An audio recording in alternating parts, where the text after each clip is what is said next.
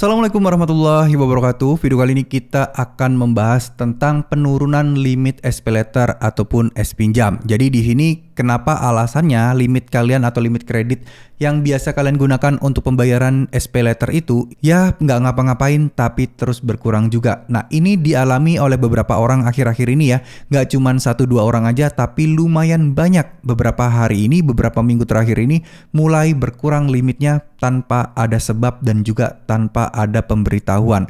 Jadi sebenarnya kenapa limit kita bisa turun itu memang adalah kebijakan dari SPayLater-nya.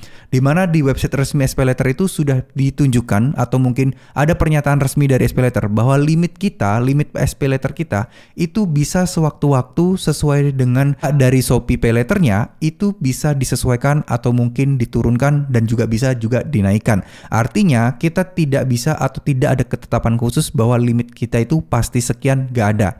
Bisa sewaktu-waktu untuk dirubah oleh pihak SPayLater-nya ya. Jadi kalau bisa dibilang kenapa kok limit kita turun, kenapa kok limit kita tiba-tiba naik gitu ya, itu ya wewenang dan ketentuan mereka.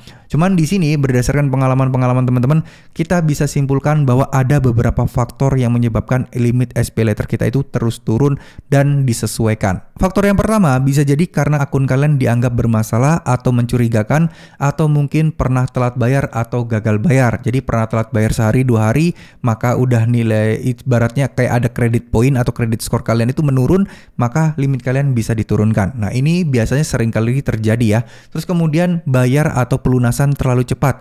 Misal jatuh tempo tanggal 25, tanggal 1 udah kalian bayar, terus kalian langsung ajukan lagi. Nah itu ada kemungkinan periode berikutnya limit kalian akan dituruni atau langsung diturunin saat itu juga. Ini ada kasus yang seperti ini juga.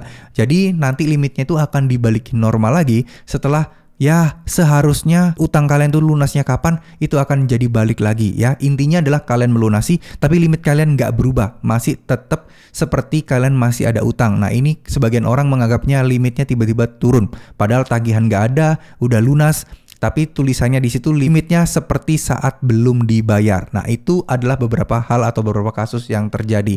Terus kemudian yang ketiga ini mungkin ya kita tidak tahu ya ada masalah internal atau kesalahan sistem atau bagaimana. Karena setahu saya setiap PayLater itu mempunyai limit, mempunyai budget ya, dimana nggak semua orang tiba-tiba secara serentak untuk menggunakan limitnya, maka akan otomatis akan mengganggu cash flow.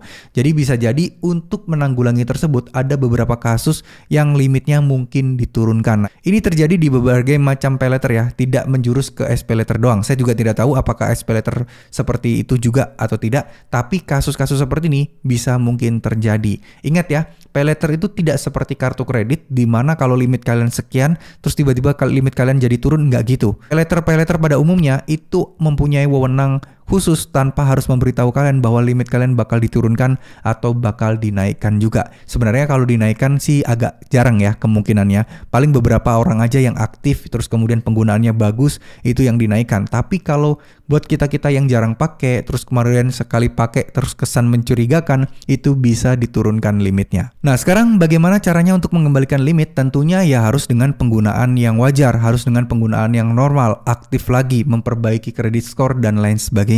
Tapi sebelum mengakhiri video ini saya ingin sampaikan kepada kalian sebaiknya kalian hindarilah PayLater seperti ini. Karena menurut data dan riset PayLater ini justru makin lebih banyak mungkin dalam tanda kutip memakan korban dibandingkan aplikasi pinjol-pinjol pada umumnya. Karena kemudahan pengaksesan, kemudahan bertransaksi, kemudahan pengajuan membuat para korban-korban gagal bayar atau telat bayar di PayLater ini sangat-sangat banyak. Sehingga sebaiknya kalian hindari aja. Karena jujur aja ketika kalian mempunyai sebuah limit, kalian akan cenderung lebih konsumtif kalau kalian tidak bijak dalam menggunakannya. Serta bunga-bunga dan dendanya juga sangat gede banget dan itu akan memberatkan kalian jika suatu saat nanti kalian gagal bayar atau telat bayar.